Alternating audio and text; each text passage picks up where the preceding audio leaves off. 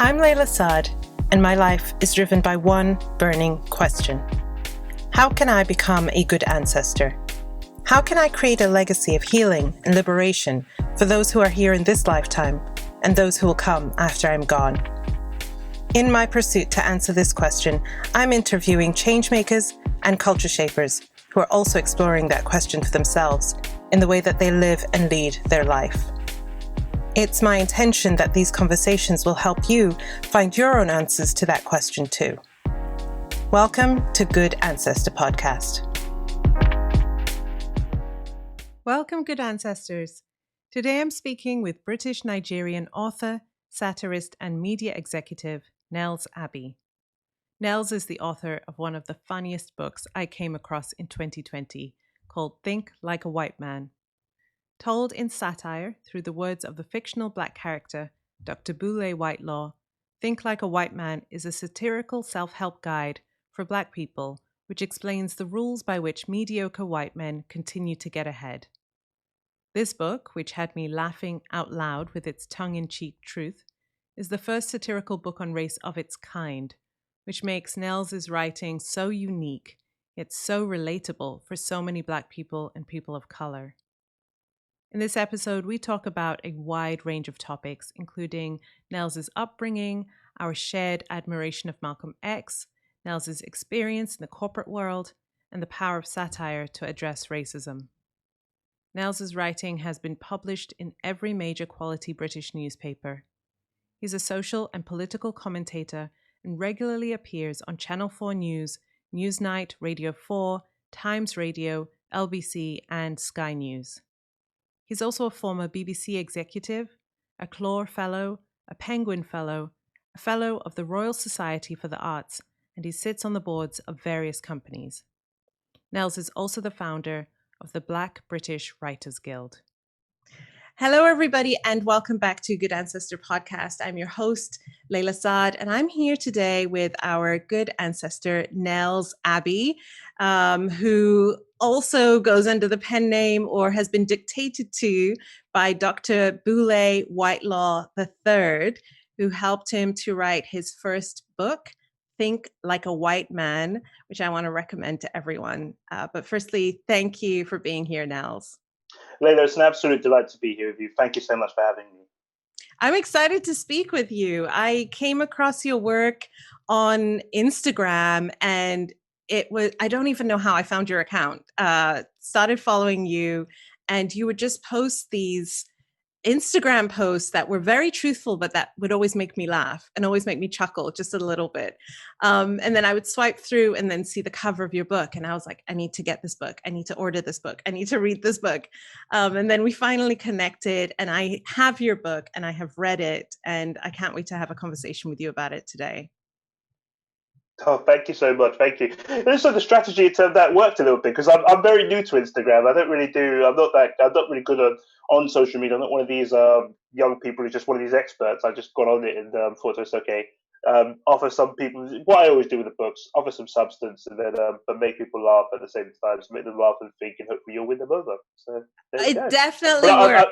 It definitely works. I must say, I'm equally as big a fan. It's not even a comparison. I am a huge fan of yours. The work you've done with me and white supremacy and everything else, all the other work you're doing and the talks you're giving, how you're helping enlighten our society is absolutely important. You're doing God's work. It's absolutely important. I'm immensely grateful to you and blown away to be here with you today. Thank you. Thank you. All right. But this conversation is about you and I can't wait to ask. I have so many questions, but we will start with our very first question that we ask every single guest. Who are some of the ancestors, living or transitioned, familial or societal, who have influenced you on your journey?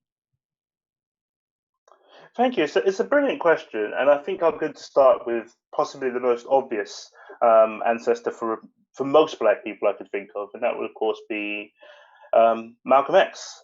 Malcolm X, of course, influenced me.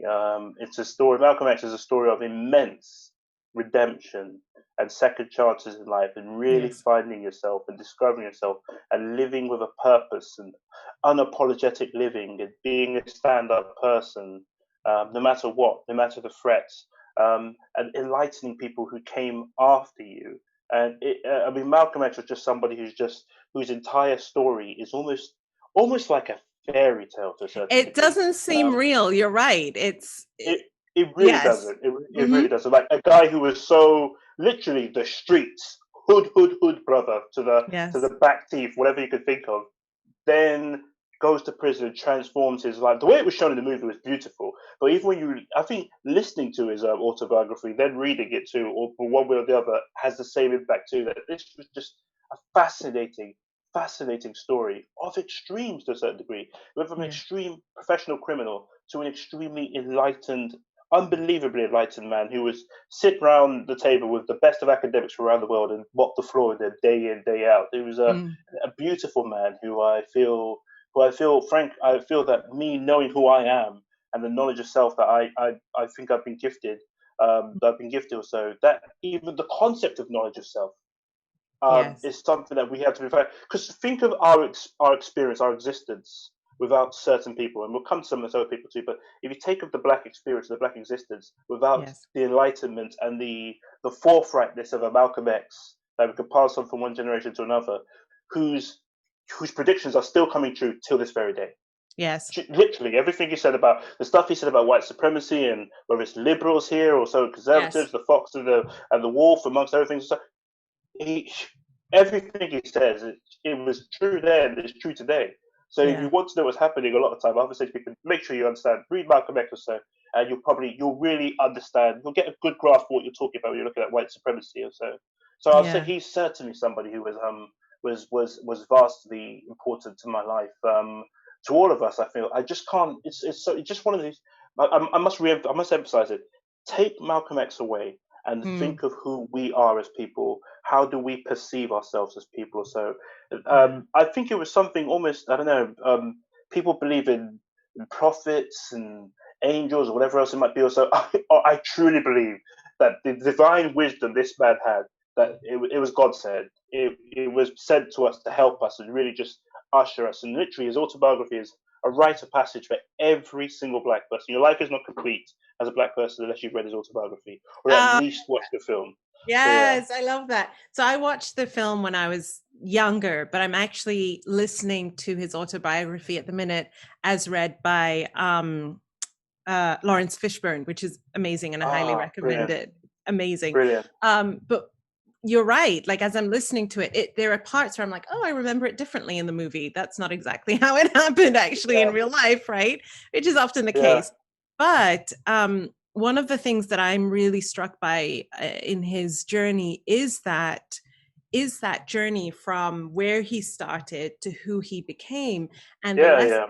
really difficult lessons he had to learn after submitting himself fully to an Mm, ideology that he really believed in, mm, and the ways in which it, even as he rose to prominence within the nation and then had to once again find another reiteration yeah. of himself, right?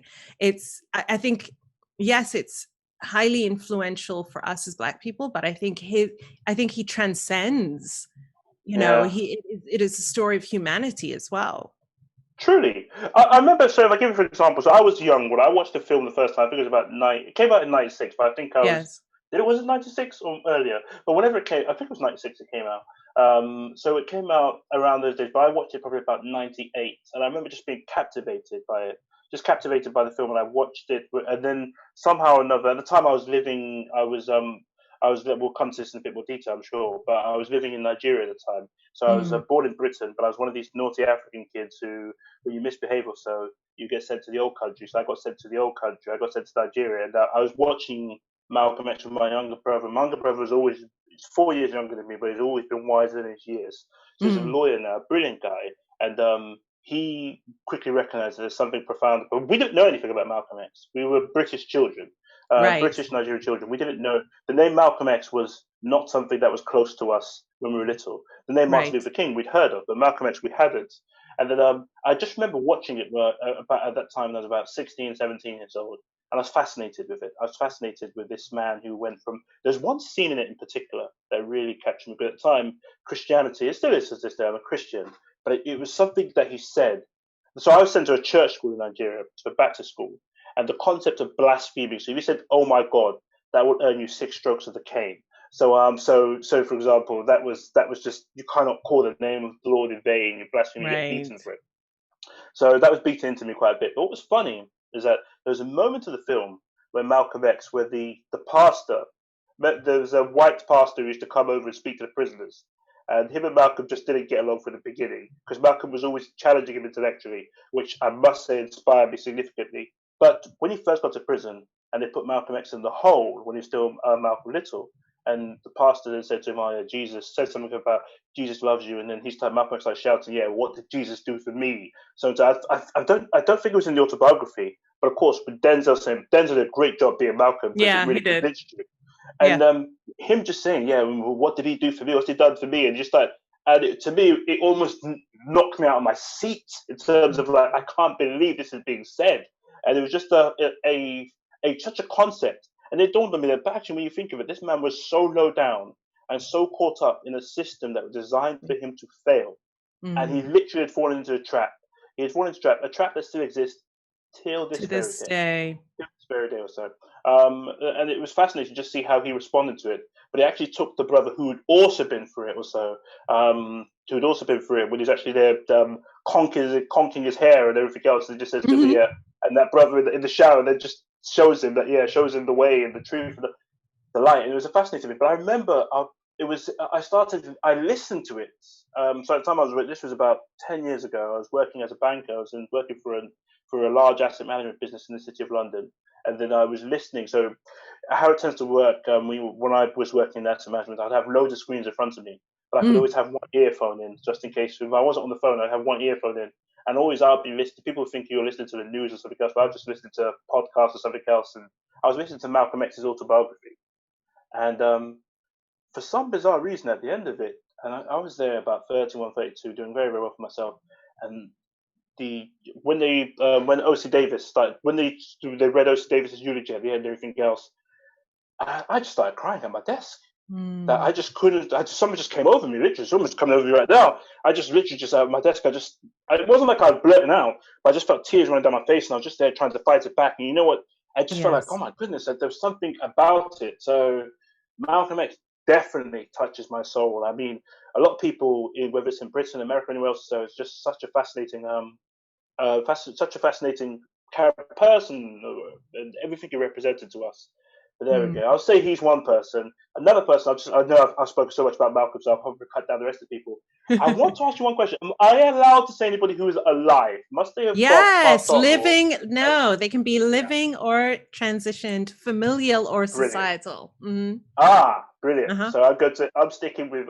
So the second person I'll say, and I won't go into too much or so, but I'm saying it principally because he's passed away. But I also will say the same about my mother. But it's my father. So I met my again. So I was born into foster care.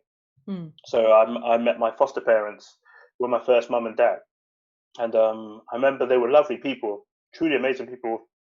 Taught me a lot. My foster mum was a German Jewish lady. She actually taught me what racism was when I was a very, very little boy. She was the first person to really just explain that to me. And for a while, I was a bit confused about it, about how this white lady could know so much about racism. It's now, as a grown-up person, you've read a thing or two about Jews in Germany or so, you realize that, yeah, this was clearly Yeah, a person who would know a thing or two about she racism. knew, right? Yeah, she knew. She was well placed to it. But I just remember, so when you're growing up, and I think that fatherhood and parenthood across the board. So I always had my mum in my life. So even though I was in foster care, my mum, my biological mother, would come over every 2 to 3 weeks, and she'd bring us everything we wanted, sweets, everything or so. She spends time. So I also go and spend time with my mum every summer or every other holiday or so. So my mum was always in my life, and I was grateful to my foster parents. But my dad is somebody. I'm saying this in public now on your show, because of the fact that I don't think I gave him his roses when he was quite poor with me. My dad died when I was 25 years old, so that was about 15 years ago now. But so when my dad was out of the blue, just clearly out of the blue, so all of a sudden, and you never really prepare for moments like that. But what was interesting about my dad is that I didn't meet my dad till I was 12 years old. So I was about Mm. 11, maybe 12 years old, and when I got sent to Nigeria, and it was such a fascinating moment because I had never met him, and he had never met me before. And my dad was this wealthy, well-to-do, I would say, not wealthy, well-to-do guy who was living a bachelor's life, and then my mum sent me to go live with him, and he went from living just a bachelor's life with spending so much time with different people and living a fairly fast life to then just being a dad. And I just remember when he picked me up at the airport. Growing up as a boy, you're always told things. Like if you're a boy, for you to be told that you look like your dad and you don't know what your dad looks like, it is a very confusing thing. And I don't think so. That gap in my heart and my mind and that psychological burden was there. So the only picture I've seen of my dad was pictures of him in flares in the Staying Alive era in the 70s or so. So this was the early 90s, and then I got sent to Nigeria. And then it was such a traumatic experience because you're being ripped away from everything that you are, which is Britain, and then sent to Nigeria.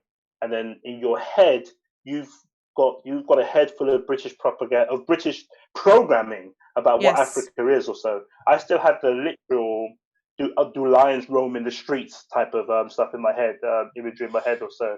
And so I was just a classic British child. And then I met my dad. It was kind of strange. I remember seeing him at the airport, and the first thing I thought to myself is that him? That he doesn't look like me. I don't look like him in the slightest bit. I remember he just came over and he hugged me so tightly and said to me, "You're home now.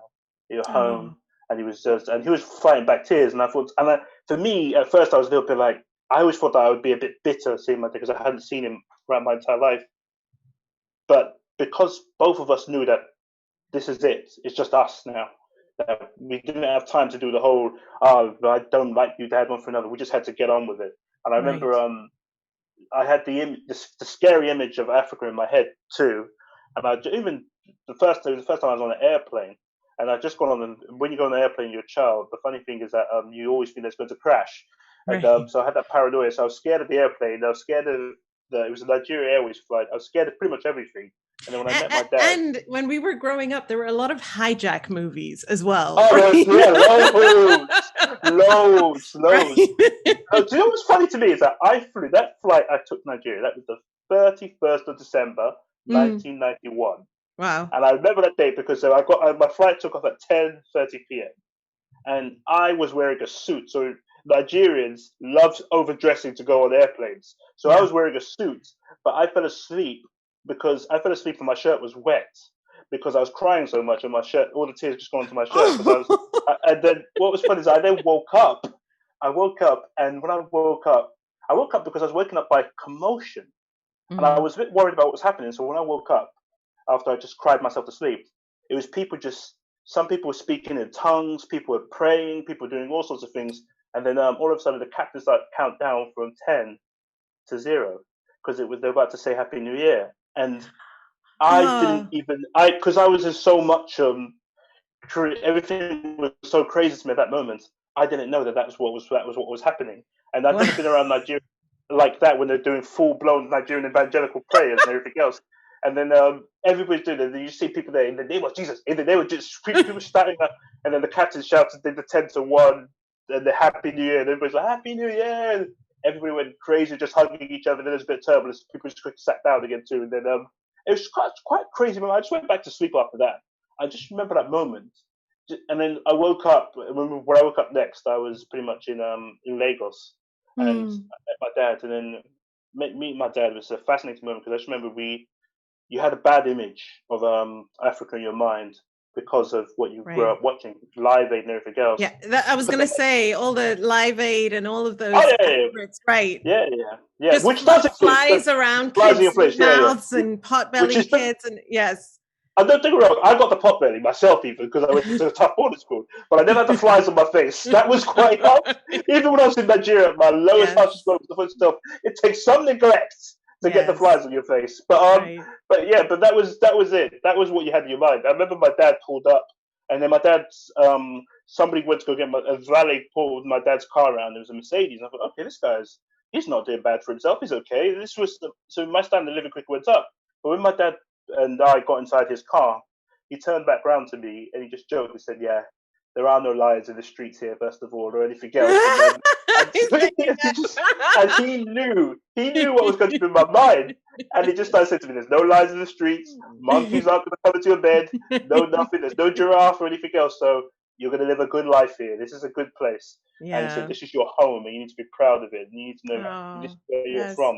And it's fascinating. My dad taught me a lot. I mean, so many things about being a man, and about being a man, about being responsible, being Mm. respectful. And I think my dad was a very, very. I can say to him, any men who's listening to us who have a problem with their sons or so, no matter how grown or young your sons are, so that's just the game. That's the way it goes. Like every two men are always going to collide eventually, and Mm. then but you have to find that way to make it to humble yourselves and make it work, because one day or another, you, if you're the dad, hopefully, as should be the case, you won't be around, and your son's going to miss you forever or so. And I think it's good that if there's any problems, so heed my message. Go and make it up to your Mm. son. Be a father to your son, and also to go and make up with them. Get along.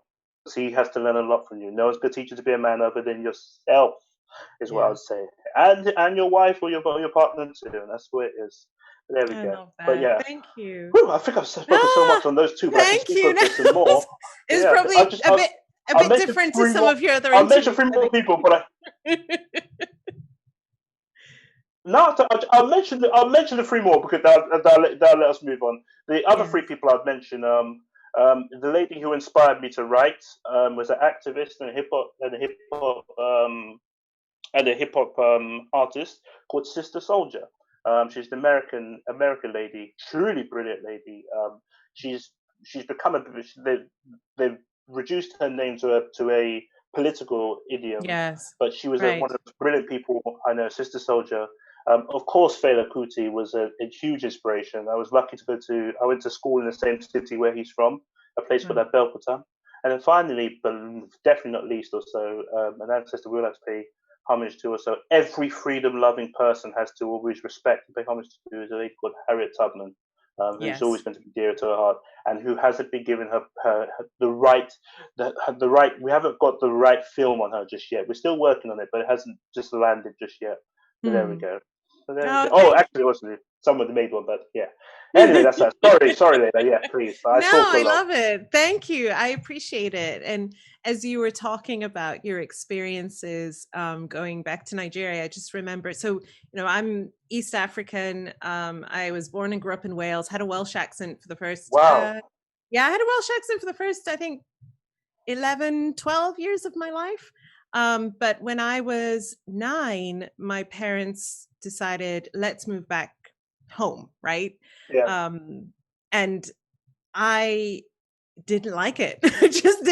I just found it really difficult. And I think it was because I was so used to a Western worldview, a Western way of Yeah. being. It was very different from what I was used to. But I remember that being there and the experiences that we had were very different to what I was seeing on the TV as well. And I was like, Yeah. where is that Africa? Because that's not where we lived. That's not what I saw Yeah. when we were there. Yeah. Yeah. Yeah. Yeah. I agree. Did you go to boarding school? Not to Or boarding were school. you at home? We- Yeah, so I didn't go to boarding school, You but we dodged the did. bullet We there. did. Trust me. Yeah, yeah. We Yeah. did because I was with my parents were there. I went with my parents, so but we did go to private school, and it's actually the only time that I've ever been taught by Black teachers was in Africa. I've never Yeah. in my education had a Black teacher other than when we lived in Tanzania. It's funny. It's funny you say so, because that was one thing. I mean, my story. I'm gonna have to write it. I will write it after about 2 books time. But my how I got sent to Nigeria was crazy, because it was my teacher. My teacher was a guy called Mr. Glee. I'd never had a black teacher too. I'd never had a black teacher, not one. Mm. Throughout all my time growing up in the UK, particularly when I was in the countryside as a little boy in foster care. And I had this one teacher who was dating a black woman, and his name was Mr. Gleason. I don't know where in the world he is now, but I hope he's doing well. And he was dating this Nigerian lady, and it was him who suggested to my mum that I be sent to Nigeria. Yeah, so yeah, Wow. because he said that so late early Wow. 90s, nobody wanted to be Nigerian. Nobody wanted to be Nigerian in the early 90s. So everyone wanted to be from the Caribbean. Right. So and my name being Nels Abbey is very easy to just claim a Jamaican. So I just said I was Jamaican. And then Mm. so for a long time or so, me and my friends, we worked ourselves up into this frenzy of Jamaicanness, or what we thought was Jamaicanness or so, often misbehaving. Whereas in reality, the only Jamaican guy who later on we found out that the only Jamaican guy in our midst or so was actually a well-behaved guy who got himself a scholarship. And then but the rest of us worked ourselves up to this frenzy of and we're all just faking it. None of us were from the West Indies whatsoever. We're from Nigeria and Ghana and Sierra Leone, amongst other places. So the majority of us got sent back home and found ourselves in difficult situations. But what was funny about it was that this teacher, he knew I was lying. He knew that I was not being honest, and he just said, so during my PTA meeting, my Parents Teacher Association meeting, he just said to my mum, and I wasn't there, I didn't show up for it. And this was, I think it was a godsend. I actually think I'm quite happy they did so in retrospect, because it kind of saved my life. Or made me who I am today. But he spoke to my mum, and he said that, it was kind of funny. He said, yeah, so Nelson's Nigerian, isn't he? And then my mum said, yeah, he is. She said, yeah, well, he tells everybody Jamaican. And then the next thing he said, well, I was in Nigeria. And I think Nigeria would be a good place for Nelson to go and live. And then, because he goes to a good boarding school in Nigeria, so the discipline's very good. Anyway, within 4 months of him having that conversation with my mum, actually less than 4 months, within probably about 2-3 months of him having that conversation with my mum, I was in Nigeria and I was in a boarding school.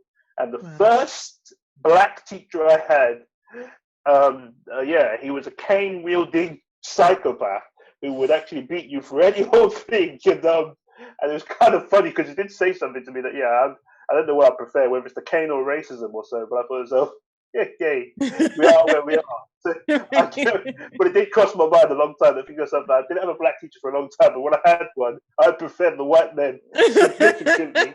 But this guy beat me like a slave. This guy was horrendous. So there we go. It's embarrassing to say now, but it is what it is. Yeah. Well, let's talk about your book, Think Like a White Man, which I was reading it and I was just like, this book operates at so many different levels. So before we dive into it, can you give people an overview about what the book is about and who it's written by and who it's written for? Yes. So Think Like a White Man, thank you so much. Thank you. So Think Like a White Man is a satirical self-help book on being a black person in the professional world. That's the metaphor it is written in. In reality, it's just about being a black person in Western societies and having to navigate white supremacy. The book is written by a gentleman called Dr. Boulay Whitelaw III, who holds himself out as the world's leading expert on white people, or a whiteologist as he calls himself, and he's got a PhD in white people studies. And he's basically this compendium of knowledge and racial rhetoric of white people, which often sounds insane until you realize that actually he is very, very sane. And the reality is that it might sound funny, but what he's saying is actually how things really happen. So he says the unsayable things. Running along with the method, with the joke, this gentleman contacted me out of the blue and wanted me to write this book with him, and I was stupid enough to get suckered into it, and here we are today. And all the trouble it's caused me. But there we go. So, as a fictional character, what did Dr. Boulay give you the creative expression to say or write about that you might not necessarily have done as Nels Abbey?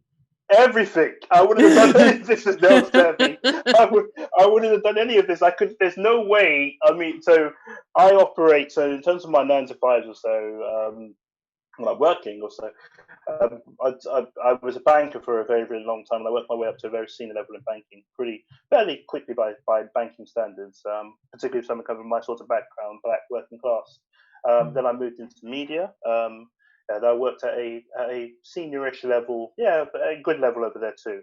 And then and it's kind of funny. So I worked in predominantly white careers, very, very, very, very white. And even though media likes to pose as liberal, it is probably more. There's nothing probable about it.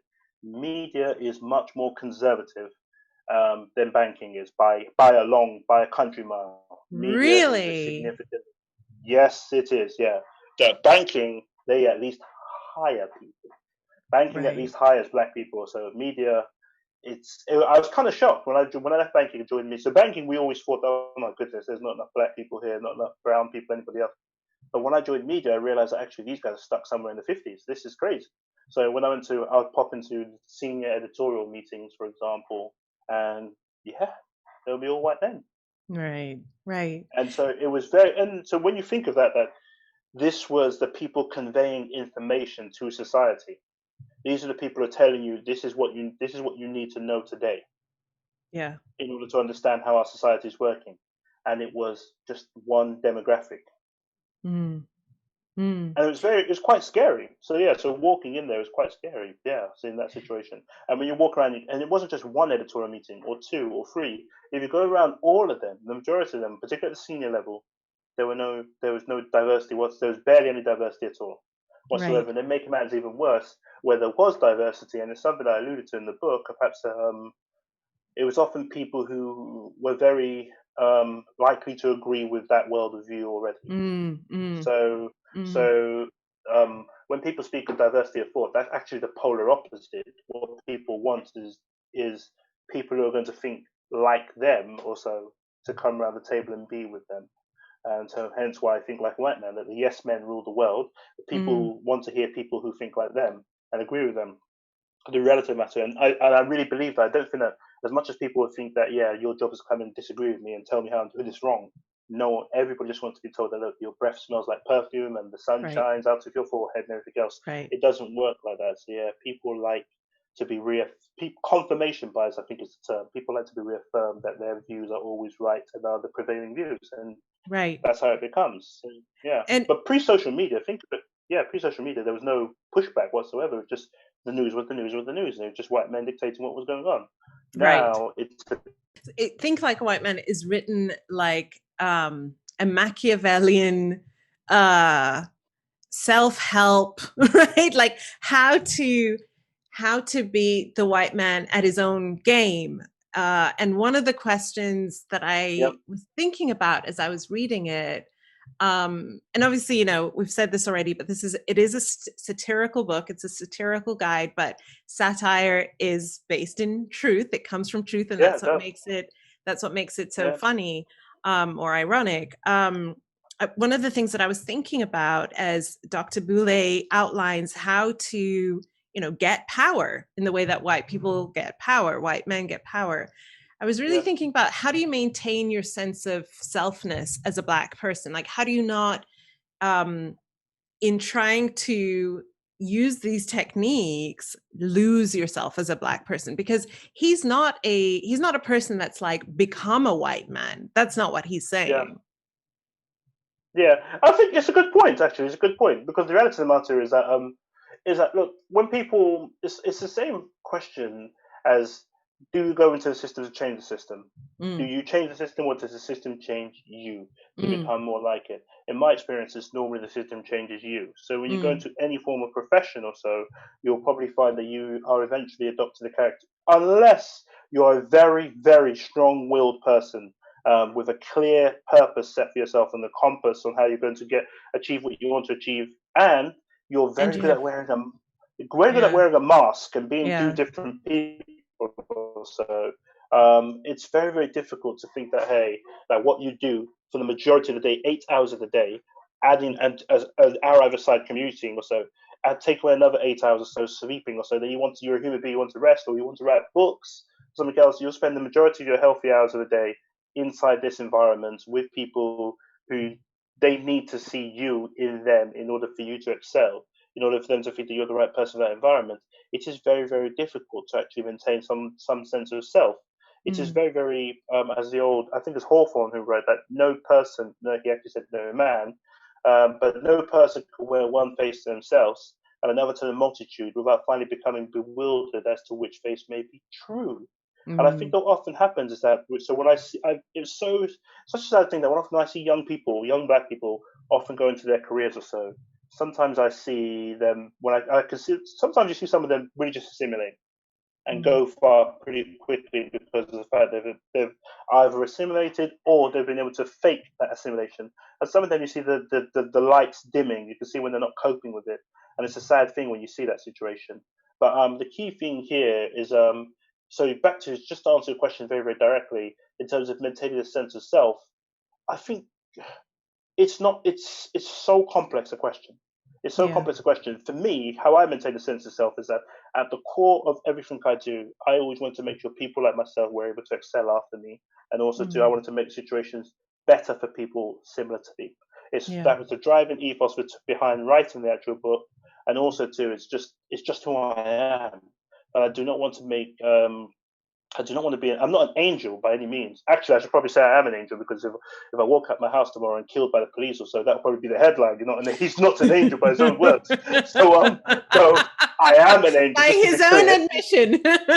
His own admission is not an angel. So I mean, they said the same thing about Nelson Mandela. Nelson Mandela just throwaway line that became me. By his own admission, he's not an angel. The man was an angel. But yeah, but back to it. But yeah, so how do you actually maintain? I think that maintaining a sense of really understanding your purpose, and then when you're Mm. playing any, and that's what often that's why you're doing this or so, and what purpose are you doing it for? Mm. What did you get into this for? Mm. And are you getting out of it what you want to get in, what you came into it for or so? And that's that. So if I think of black professionals who've really done well, if I think of, say, there's a guy in America called Barack Obama. Interesting guy. He comes up He's a done few okay for times himself. in your book, So actually. when I think of Barack Obama, for example, and how well he has done, he, he does come up a few times. But when you actually look at it, did you see him on the Breakfast Club last week? Or whenever, No, a couple of I weeks ago, have not he was yet. on So the Breakfast Club, I'm and listening I to think the his Breakfast Club memoir did a good. first. Yeah. Oh, then you're going to listen to it. But there's one moment that you're going to watch him on the Breakfast Club. There was one moment where I think they did a good job. David W. Shoggoth, who's a BBC British journalist, British historian, I should point out, an academic, did a very, very good job questioning him. Um, I think for a broad mainstream audience. But when it boiled down to actually really getting Barack Obama, asking tough questions on race from a British perspective, from a black perspective, not black British, but from a black perspective, and looking at what is it that you did for black people specifically, or so to better their lives. And I think Charlemagne's exact words were that things happened to us, systems were put in place, structures were put in place that put us in this situation. What did you do specifically to get us out of the situation? And Barack Obama's answer, and they also asked him, we're not interested in a rising tide lifts all boats or anything else. We want to know specifically what happened for us, because our boat has a hole in the bottom. Barack Obama gave a generalist answer. He gave pretty much the rising tide lift all boats answer, which was black people disproportionately benefited from my efforts. And I see that also. But with myself, I don't know, perhaps why I doubt I'll probably become Prime Minister of the United Kingdom or President of the United States tomorrow. I would want to be able to answer that with absolute certainty. I would want to be able to say that this is the difference I made. And it cannot just be about, hey, particularly for people like me, because people who are coming from all sorts of backgrounds go through vicious experiences sometimes if we're not careful, both here and in Africa. You've lived on the continent yourself, or so. Yes. You've seen about, I mean, Barack Obama's policies, for example, in Libya, the invasion of Libya. I was no fan of Muammar Gaddafi. I don't think it was good news. But the cascading of weapons from Libya or so down south into places like northern Nigeria led to my own brother getting kidnapped.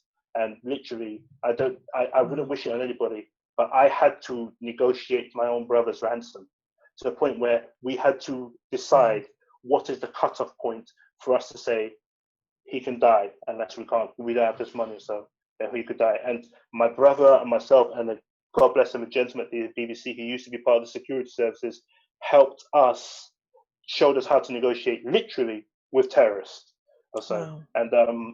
And to go through that experience or so. And these are the things that you just don't, that people often don't know about or so, because again, when you see people like saying, hey, we need to go into this country or so, they just don't know the after effect it has on normal people. And for the first time in my life I could think of, it came to my house. It came to my house. It was something that was very, very, it was such a unique, harsh experience. I mean, I wouldn't wish it on anybody. Just again, it's one of those moments in life where you're there, you can't believe what you're going through. That you're here talking to a person who's saying to you, if I call back and you do not have the right figure for me, I am never calling again.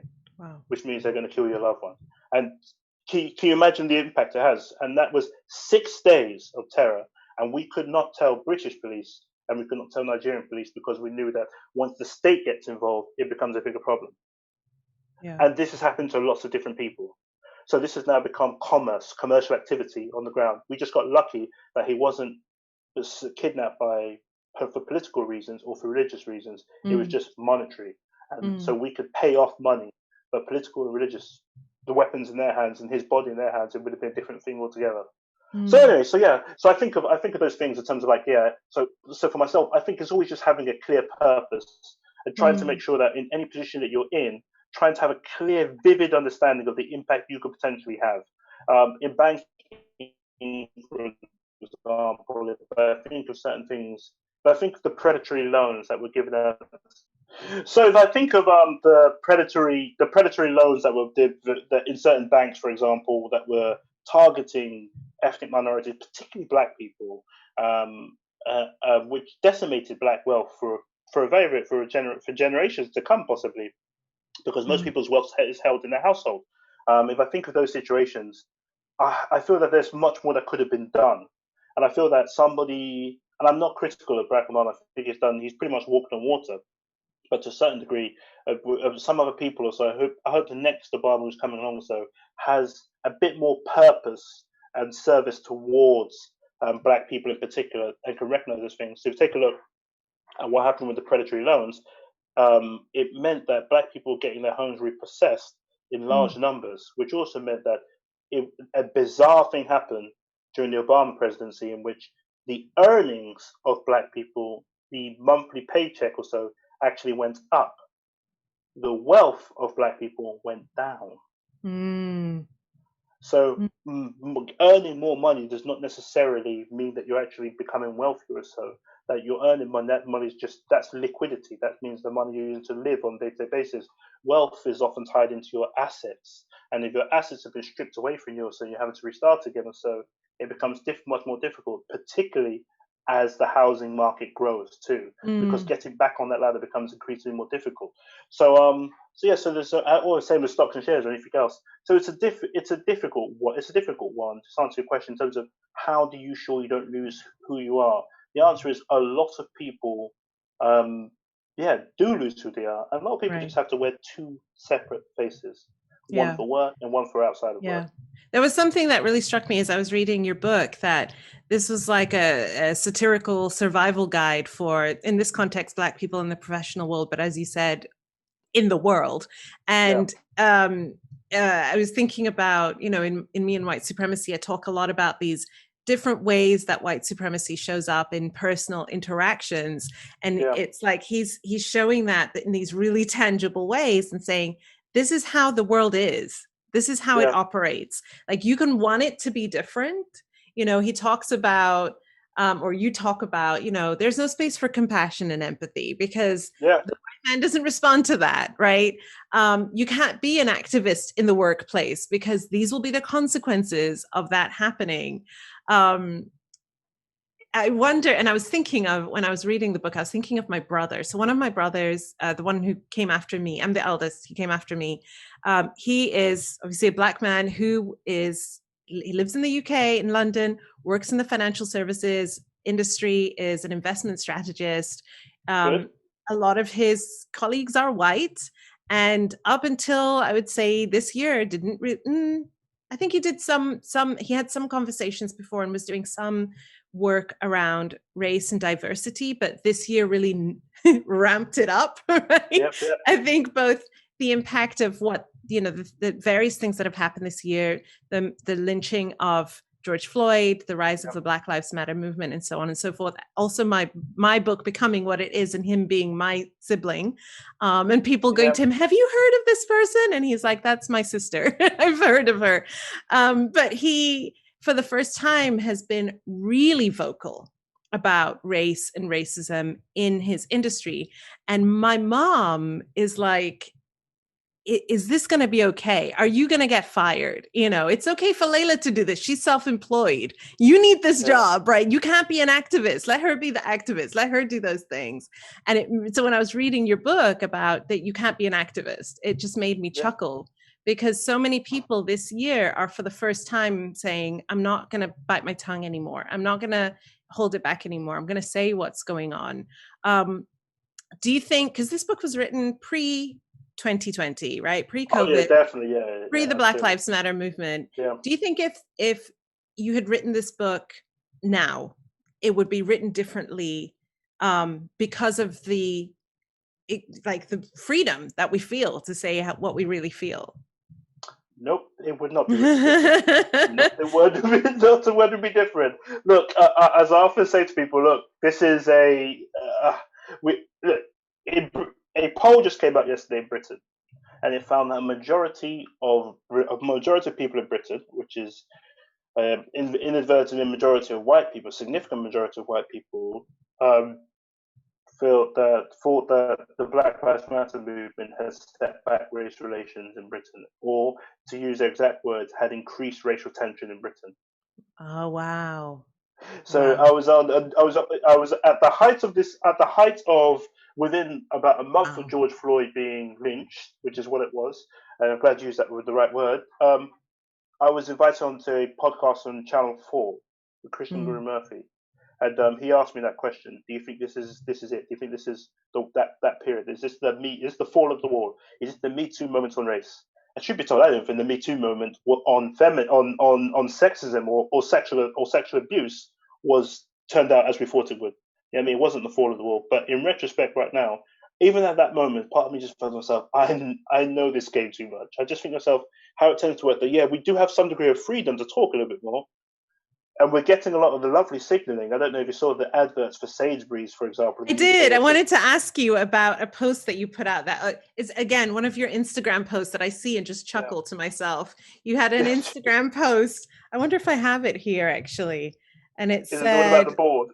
It was. So you said, I do have it here. You said, great that Sainsbury's... So for context, because I know we have listeners and viewers who are not British and may not know what Sainsbury's is. So can you tell them what Sainsbury's is and what you were referring to in this post, and then I'll read it out. So Sainsbury's is a large supermarket in the UK. I think it might be the biggest or the second biggest. It's an establishment supermarket in Britain. They sell good food. They sell good food at nice prices in large quantities. I would say, and I think that I was just looking at it. So they had created an advert in Britain which had nothing but black people in the advert or so, which was fair. Which, trust me, in Britain, that's a revolutionary act. So and it wasn't about race. It was just an advert that just gravy sharing black people. Right. British people, not all British people, but enough racists went crazy on social media. And I mean, they went absolutely crazy or so. They thought that this advert was the front and they should change the name from Sainsbury's to Blackberries and all sorts of other bits and bobs. So this is Britain. We are not good on anti-racism. We are very good on racism. So there we go. So you said in this post, great that Sainsbury's has 100% black people in their Christmas advert. Shame that Sainsbury's has 0% black people on their board and executive leadership teams. The game ... is the game. The game is the game. I was like, that is so Dr. Boulay. That is so what Dr. Boulay would say. the game. Don't get it twisted. This is the game. This is the game. So look, even to the supermarket, all the supermarkets, Sainsbury's, Asda, all the Co-op, Tesco, they've all come together to do like a Avengers, anti-racist Avengers advert that went out last week Friday. But I didn't even get to see it. And they've all come to take a stand against racism. And I put up a post saying that, well, this is all nice and lovely that you're taking a stand against racism or so, against anonymous online trolls who probably probably some Jerry Springer contestant with free teeth sat in a soiled Union Jack flag in some damp house somewhere or so. That is great, but it's easy anti-racism. There's no threat to it whatsoever. Right. So I just pointed out the next thing was that there's some deportations taking place to Jamaica on Wednesday next week or so. Right. 80 something of us have had, prominent black people had to come together and call for the government to scrap the deportations. That is racism. Some of these Right. people have been in this country since they were children or so. This is the governments themselves are just coming off the back end of the Jim Crow South did not deport black people in America. The No. Jim Crow, they enslaved black people before it became Jim Crow, but they did not deport black. Britain deported its own citizens back to the Caribbean and Africa, Right. and they're about to do something similar again. Maybe it's a bit more complex this time around, but it's the same thing. We don't want these people here, and that's pretty much it. And Right. my thinking was, well, guys, you've got your feet wet now with anti-racism adverts. Why not speak up on this one? Because it's very easy to offer people the porn of white supremacy and just say, oh yeah, well, this guy over here with free teeth, and a swastika tattooed on his forehead, that's the white supremacist or so. But in reality of the matter or so, it's a lot more ingrained than that. And when you look at the immigration policy or so, that is often ingrained white supremacy. Donald Trump made it explicit in America that this is what's actually happening. And my thing was, well, you've got the power, you've got the popularity, and you also now have the experience. Use it. Use some of that to actually save people's lives where it matters on the hard basis. That it's lovely to have an advert. An advert is good PR. This potentially, and also to fighting powerless racism is easy. It's porn. You're taking out the porn.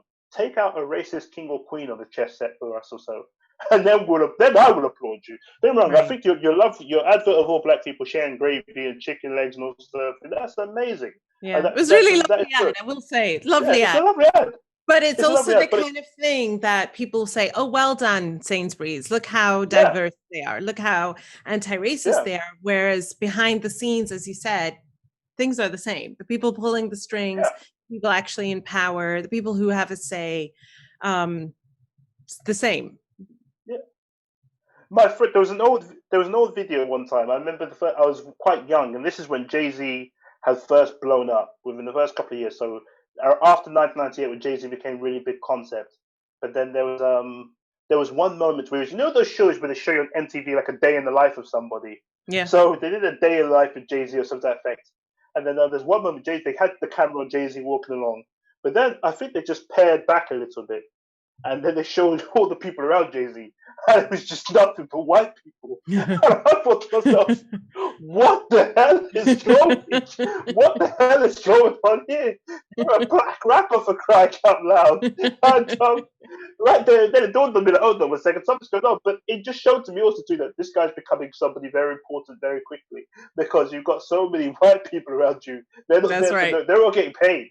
They're there for a good reason or so. So that means the level of executive that's dealing with you is just at least notionally or so, has just become to a different level or so. And I just thought to myself, this is just a bizarre thing. And I think, and the same thing happens again. I'm a big Jay-Z fan. I remember when they showed his Tidal, his streaming service. When they actually showed the staff of the streaming service, and it was just, and they showed the whole staff, and it was him, Beyonce, with the only two black people in the entire room. It's just a room full of, and I thought, so this is just fascinating. That what is going on over here?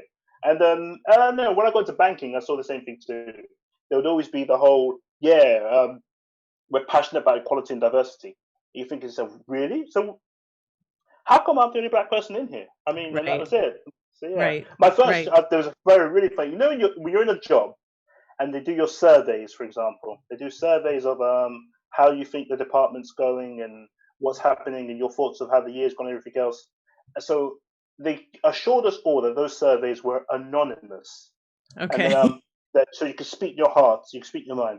And I spoke my mind in the survey, and that was it. And the survey was anonymous, except for the fact they just ask about your demographics. Right. And I happened to be the only non-white person there. So everyone else's was anonymous except yours, right? Exactly. They just said that, so at one point they just said, so when they were reading the feedback to us about 2 months later, and said, so some of our more diverse staff, more ethnically diverse staff, are not pleased with how things are going. And I thought, I said, hold on a second. And you're looking around. I noticed the eyes. I noticed the eyes on me. When you get on those, I just felt the eyes on me like, hold on. More ethnically diverse stuff. That's me. I'm the only non-white person here. So then I just told them, never fill in one of those surveys again. That was a huge disaster. But there we go. But it's funny, but it's also so representative of so many people's experiences of being the only or being one of a small group, right? And then how free do you feel to truly express yourself, to truly share your experiences? There's an exchange in your book where a Black man, I think, has gone to HR to ask, why he's made a complaint that I've been doing so well, I'm hitting and exceeding all my targets, I've been identified as being groundbreaking and bringing these groundbreaking ideas, and yet I'm not getting the pay raise that I think I deserve, and people who are doing far less work than me are getting paid more than me. And he gets asked the question by the white HR woman, who tries to sympathize with him and say, do you think it's because of your race? Because, as a woman, I know what it's like to be discriminated against. And, he has that moment of, do I say it's about my race? Or what do I do? Right. And he decides to say, yeah, I think that's why. And Dr. Boulay, says, that's the end of your career. Like, that's it. That's the end of that job. It's done. You cannot say that it's because of your race. Yeah. It like, you write it in a funny way, but it's like, it's one of those things as I'm reading your book, it's funny, but it's also like, so mad, because these are people's real experiences. Yeah, it's what I tend to do actually. That very moment there, I often rewrite it as a script. So whenever I'm doing events in corporations, for example, I just pick two people. I always show up with a wig and a waistcoat, and so I get a man to play the HR lady, and a woman to play the man, and then just reverse roles. I get them to just read out the script to each other. And the very moment where the lady says, "Does race have anything to do with it?" I tell them to stop right there and then, and then we then go around the room and say, how should he answer that question? And I just go around. So then I'm essentially forcing people to think like a white man, to think like a Black person who's having to think like a white man. Because, and then it's literally just that exercise. And then right there and then, and I say to them, look, remember, this is just role play. You have no emotional baggage here whatsoever. You have no element of worry about losing your job. You're not going to lose your job, right? Okay. You just need to tell me, how should he answer this question? His name was, I think it was Jerome. Yeah. How should Jerome answer this question? And it's so interesting. Tyrone. Around the room. Yeah, Tyrone. Yes, Tyrone. Yeah, yes. Tyrone. Yeah, I beg your pardon. Yeah, Tyrone Badu. So in the book, I actually call him Tyrone Badu from Erykah Badu's song called him Tyrone. But I then go around the room. It's so interesting when I see the faces, because the white men who are there, you can see that it's not an easy thing for them to answer. And you'll get some bright spark who just say, actually, he should dodge the question, hand it back to her, and say one for another. I say to him, so that means he doesn't get any pay rise, he doesn't get anything else or so, but at least he lives another day. And that means the pay gap, that's how the pay gap then actually occurs. And then everything else. And then it's just around the room, and you just quickly realize it's a catch-22. That literally, either you lose or you lose. And it's just fascinating. I love doing it. It's such an exercise, because number one, I love seeing the man sat there with a blonde wig on also and everything else. And I love seeing, because what I tend to do, I forgot to say, I bring a waistcoat, a tie, and a do-rag. So the woman who's playing the guy or so has to wear a do-rag too. So you play the Black professional, and everybody says, would a Black professional really wear a do-rag? I said, just play along with it. And so it's fun up until that moment where everybody has to answer the question, how should he respond to the question? And people quickly then realize how difficult this is, because it rolls off the tongue, but it's very, very difficult.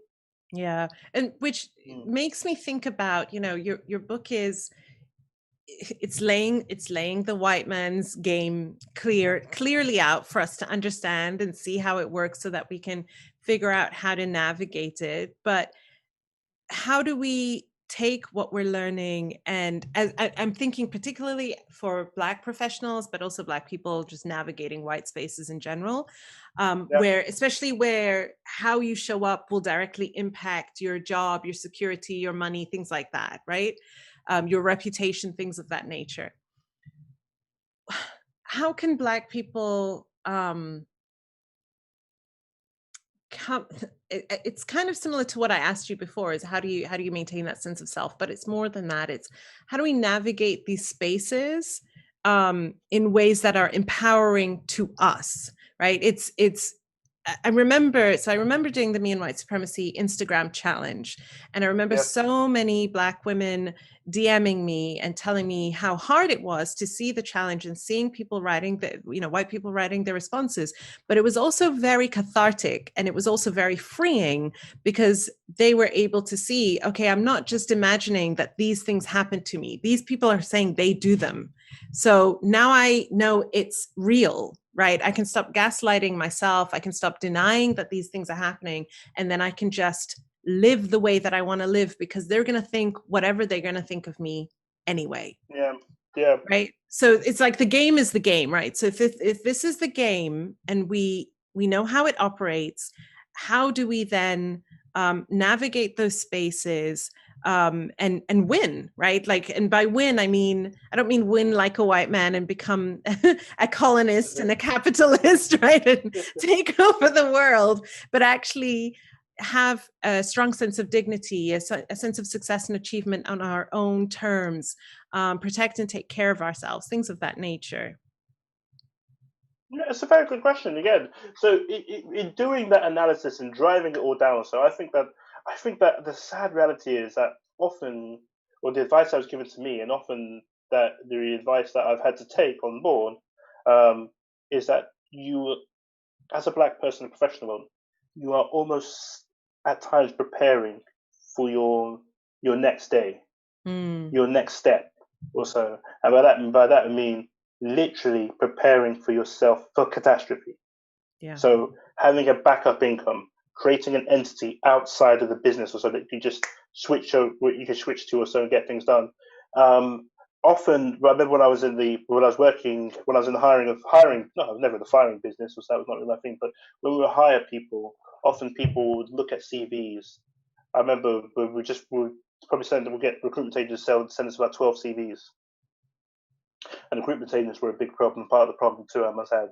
But they would look at those CVs, and then sometimes you would see a Black name, a name that I knew was Black anyway, or whether it's a Nigerian, a Ghanaian name, or Eastern African name, or anything else, or a Tyrone, who you just know no white parents calling their child Tyrone or so, and you'd often see that person's moved around a lot more. And what would happen is, so the norm would be, okay, over the course of 10 years or so, you might say this person's worked in 2 organizations. An average person's worked in 2 organizations, and you might find that this person's moved around to 5 or 6 organizations at that time.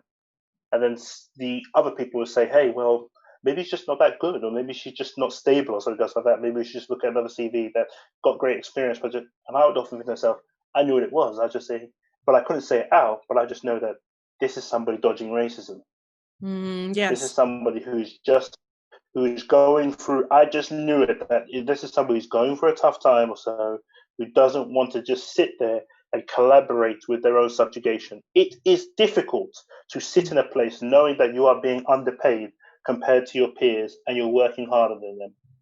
Yeah. It is difficult to sit anywhere and actually and collaborate with your own subjugation, knowing, going day in, day out, that injustice burns. A lack of dignity, or having to reaffirm your own dignity, is a necessity in life. And so knowing all those things or so, the norm is for anybody with any self-respect, not only with self, but for anybody with the ability, not self-respect, that's a harsh thing to say, they pick themselves up and they move. Right. Only to find that it's systematic. I don't know if you saw Dave Chappelle gave this really great speech the other day, where he was speaking about why he left his show, the Chappelle show from the early 2000s, and then that he was. I think he turned down a very big check, right? Yeah, 50 million. Turned out 50 million. He walked away from 50 million, but now those shows are being put in all the streaming services, and he's not getting paid from them. And he just told people to boycott him, to not watch the show. And he's asked Netflix to take it down, and Netflix were kind enough to take it down and not broadcast it and everything else. And he pointed out about how traumatic a period it was for him. And whether Dave Chappelle does something like that, he turned down 50 million for whatever reason, or so he walked away. it doesn't surprise me as much. When people were really shocked by it, it wasn't until when I went into professional work myself that I realized that, yeah, that, okay, I can see why people walk away. Why people get to pick themselves up and walk away sometimes. And I've seen it many, many, many times. I remember, I'll give you another point. There was a friend of mine who was working in a large asset management business for myself, and her and I were meant to go out. Meant to go out. I don't know. I think we were just meant to meet up on Friday evening because we both worked in the same department. But I went home on Friday evening. She said that I'd give her a couple of hours, 3 hours or so. She said we'll both catch up. And I know she was being bullied at work, and this was an amazing, beautiful, a beautiful spirit and soul and person. And then and she said, yeah, she'll give me a call so I can meet her up, and then we'll just meet up at wherever we're going to meet up. And the call never came, and I thought, so okay, a bit rude. And that was that. And then the call never came on Saturday, with an apology never came. And by this point, I was really, really fed up. So I thought to myself, okay, this is quite rude of her or so, and that was that. And then on Sunday morning, I got a text message just saying, please come and pick me up. And then I texted her back and said, where are you? And she said, I'm in the office. I've been here ever since. She had been in the office from Friday morning right the way through to Sunday morning, working nonstop. I went to go and pick her up in the office, and she was a black lady, of course. I went to go pick her up in the office. When she got to the office, so she sat down in my car. She came outside, passed out in my car, and said, can you please take me to my house? I took her to her house, and then she picked up, she went inside, she made me a cup of tea. Then she came out after and said, can you take me to the airport? I took her to the airport. She went to Brazil, and she never returned. Wow. So that was it. So these were the harshnesses these things are that people experience sometimes, that it can go in dark places. But so she was lucky she never returned. I got lucky that I never worked with anybody who felt the need to harm themselves in that degree, in a horrible way. But she was somebody who I know it went to an extreme. So that element in which somebody might feel that their job is at threat or so, and how do you respond to it and everything else. That if you've not got your next day prepared. So with myself, for example, taking a step away over the last couple of years to do my own thing. Yeah, I feel that I cannot lie to you. And I'm pretty sure that if I start, a lot of black people I've been speaking to in recent times since the lockdown started, a lot of people are finding that their health has actually improved during the lockdown. I've heard that. I've heard, mental health has improved by being in the office. I've heard that a lot, actually. I've definitely heard it a lot from people who, went from working in an office to working from home. That there has been, and also from so black people who are parents who have black children, who feel that their children are now safer because they're at home, rather than being either at school and having to deal with racism at school, or having to deal with racism on the streets. Yeah. It speaks volumes that hey, so the recalibration of our society, when you're able to dodge, because racism is such a tax.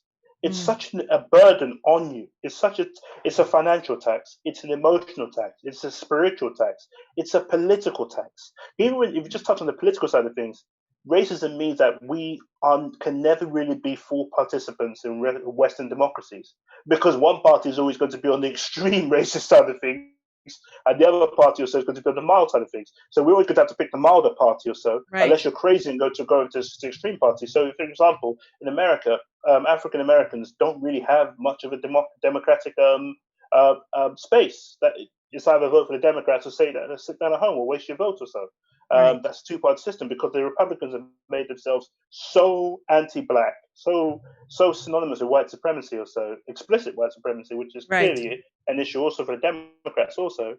But to the point where participation in democracy is, as in literally you go into the booth and have a real choice or so, is non-existent. You don't really have a choice. You are just there. You're just part of the turnout to get the numbers up for Democrats, who don't really have to do anything for you in return. And similar in Britain, where voting for the Conservative Party in Britain. I don't know if you've been watching what's going on here, but it's insane. It's crazy what's going on. There's a lady, the Equalities Minister, basically Uncle Ruckus. You post about her often. I'm sorry, I should. I cannot. Do you know why? The funny thing about it is that we are from the same place. We're both Nigerians, and she says so much stuff about Nigeria that it's just not true. And Mm, and sometimes she's just not well thought through. And I feel a bit bad for her because she doesn't want anything to do with race. But Boris yes. Johnson has pushed her into this position, which she's not equipped for. She's ran away from her entire life or so, and now Mm, she's been pushed here, and she's having to figure this stuff out. She's getting into, but she would criticize someone like René Delage. yeah. René Delage is one of the best thought through people on this subject in the world. Amen. Yes. In the world. And you are one of the worst thought through people on this subject in the world. And for Right. some bizarre reason, it's kind of like, I described it to my friend, it's like, do you ever watch wrestling, Layla? So if you think of I wrestling, used to when I was a kid, actually. Yes, I so did. I'll give you a classic example. Okay. René Delage is Hulk Hogan or the Ultimate Warrior, Okay. also, right? In terms of actually understanding race and being able to explain what's happening in our society. Then Kemi Badenoch, who is the Equalities Minister in Britain, is a guy called Jeff in his grey white fronts in the ring, who literally is just there to take a battering or so to keep the show on the road, and that's pretty much it. And everybody knows which way this fight is going to end. That they probably don't even going to bother introducing you. You're just a prop. You're just a prop there, and for some bizarre reason, you think to yourself, normally Jeff in the ring in his white fronts, his grey white fronts, doesn't say anything. But for some bizarre reason, this Jeff feels that he stands a chance. And I just think to myself, this is the insanity of Britain. That it just I don't know. It's a crazy, sad situation. That racism. I was going to write a satire about it. That racism has been good to Britain. That Britain has owes a lot to racism or so. And now asking Britain to divorce itself from racism or so Yes. is it's going to be very, very. It's a hard Yes. sell because There's a lot of actually people know. there's actually a quote of yours as we're winding up. There's a quote of yours that I want to read from the book. You said, no matter what shenanigans and criminality it may have embarked on, Britain has always cloaked itself and marketed itself in the translucent cloth of philanthropy and humanitarianism, prospectively and retrospectively, even if that means destroying all evidence to the contrary. And I was just like, I like underlined that many times. Because there's the propaganda that it tells itself about itself, and then there's the realities of the way that it shaped the world, right? And Yeah, shaped our lives, and why we are even here having this conversation today. absolutely, absolutely. When you look at it, I mean, it's actually it is so vast that it's hard to actually really pinpoint and explain the role Britain played in actually cascading white supremacy and racism around the world. It's hard to really document it Yeah. because you're going from place to place to place to place. You think of Nigeria, for example. Nigeria is the most populated population of black. It's the most populated African nation. It's got about 200 million people today, right? Mm. Nigeria is literally about 400 different nations all amalgamated into one for Britain's interest. So you go to Nigeria today, right now, there's loads of people speaking loads of different languages. I'm from a place called Shikiri land, which most people, even in Nigeria, most people have never heard of Shikiri people. So when you Mm. speak to somebody's Yoruba, Hausa, or Igbo, who themselves were told that you are the three main tribes, and even the concept of a tribe, as in a tribe, suggests that it's about maybe a couple of hundred people or something just like this. That there's more Yoruba Yes. people than there are British people. There's about 70 million Yoruba people, and there's about 65 million British people. Wow. And Yoruba land is bigger than Britain, but for Yeah. some bizarre reason, Yoruba people are a tribe. Yet Mm. Scottish people, who are about 4 million people, less than the population of London, are a nation. Right. So it's subjugative colonial language, the notion of a tribe. Even when you think of the Native American tribes, you would think that when I was little, I used to think that hey, the Native American, the Indian tribes, the Native American tribes, there was a couple of hundred people. I didn't know it was Well, millions of people who were massacred. right. Well, I think I mean the way that American history is taught to within a British curriculum, I don't know how it is now, but when we were growing up, was very other and very much this myth of this mystical Native American, right? And the reality is obviously so different. But I remember doing some research earlier this year about colonialism and how many Native American people were wiped out by the first Europeans that got Yeah, to the Americas because of disease, right? And it was like, Yeah, it wasn't a few people, but that's the way that the story is told, right? yeah, It's told as it, that word tribe, like you said, makes it seem like it's a really small group of people. It was a lot more yeah, than in the entirety of Europe. So it's yeah. a lot of Even when you look people. at it, even when we look at things like the word colonialism, for example, Hmm. it is such a sanitizing word because Hmm. when you actually are Yes, digging down deep into what that word actually means and the actions that that word is actually sanitizing, or the actions or it's the true. set of policies and actions and beliefs that actually underpin that term, or so, it was horrendous. So the term colonialism sounds lovely or so, but when you turn around and start to dig deep into, hey, what happened in Kenya during the Mau Mau uprising or so? How did Nigeria become? How did 400 disparate groups become one country? We look at it like the place Benin, the Benin Empire. It was literally an empire. Now it's just a small region in Nigeria. Right. And that's pretty much it. So when an empire, great empire, so with their bronzes and their art, went around the world, still in the British Museum till this very day. Yeah, for some bizarre reason, just became, yep, you're all one big conglomerate, just boom, Nigeria. And I believe in Pan Africanism. I think that Africans should get rid of the silly European borders and create one profound nation. It's the only way to route to power for us. I believe it would make a strong Africa.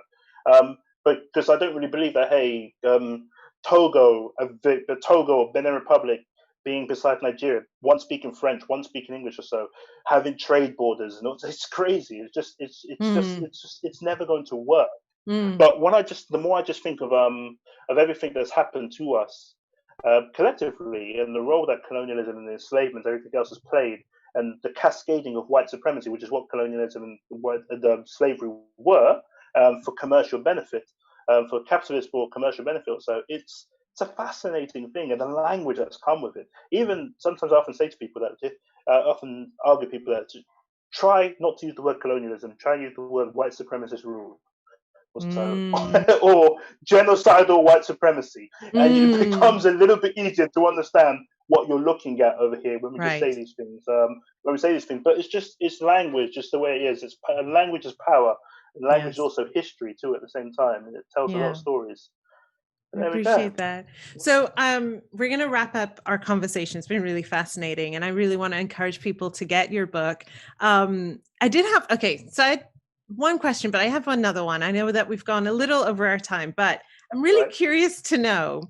You know, the book was published in the UK. It's now being published in the US as well. It's available Yep. in the US.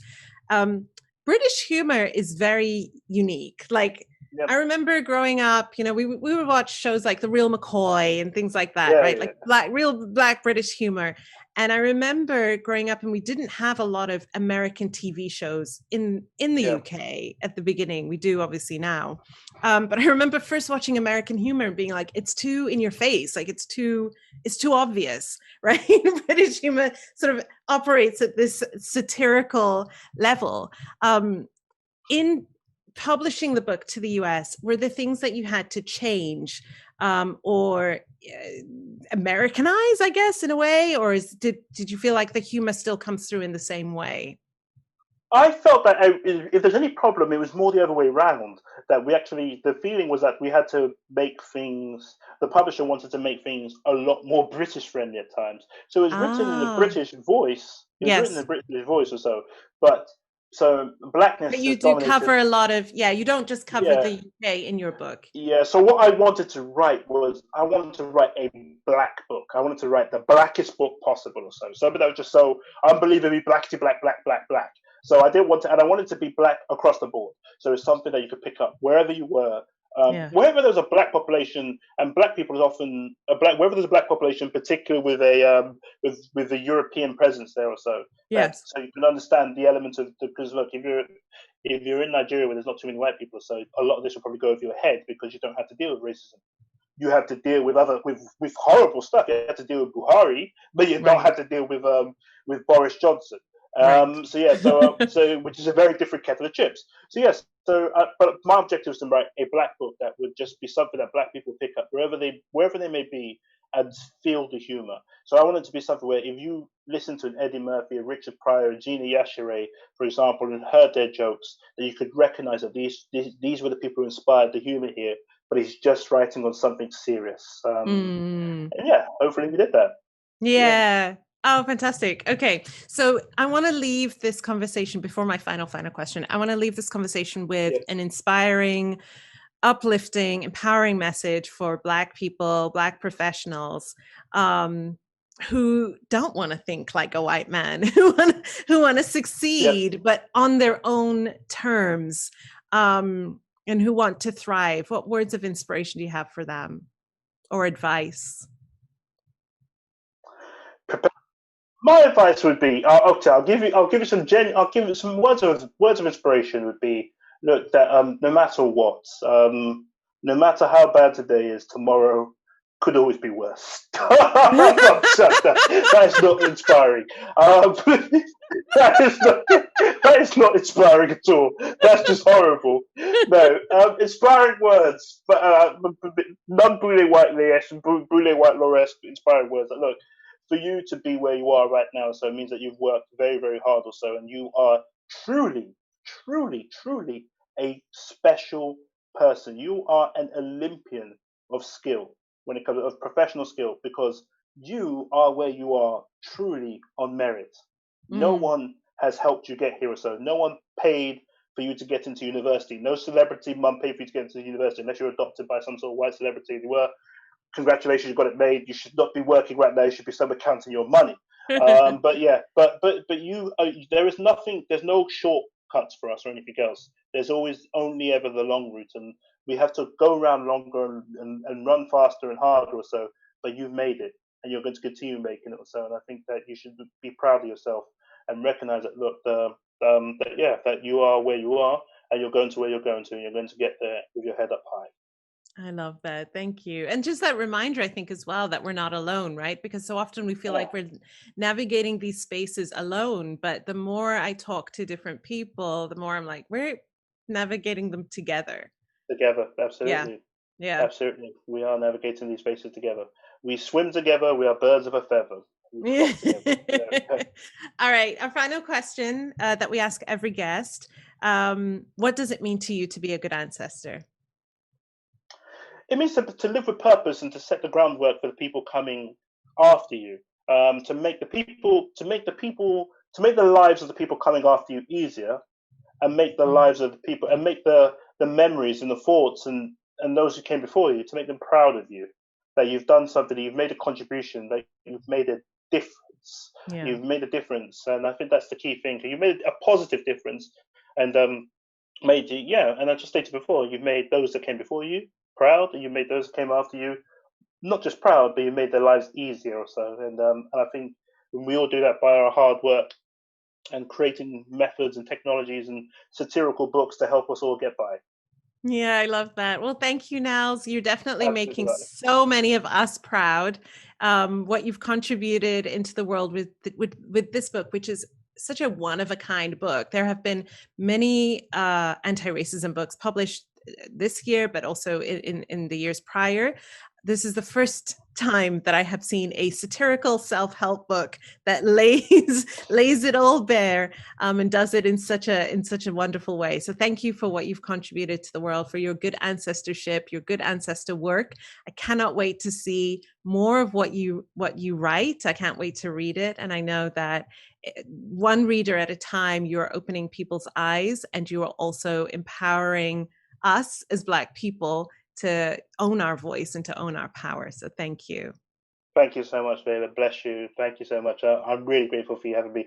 And thank you to you for being an inspiration and a great ancestor yourself too. So thank you very much. Thank you. This is Layla Saad, and you've been listening to Good Ancestor Podcast. I hope this episode has helped you find deeper answers on what being a good ancestor means to you. We'd love to have you join the Good Ancestor Podcast family over on Patreon, where subscribers get early access to new episodes, patron-only content and discussions, and special bonuses. Join us now at patreon.com/Good Ancestor Podcast. Thank you for listening, and thank you for being a good ancestor.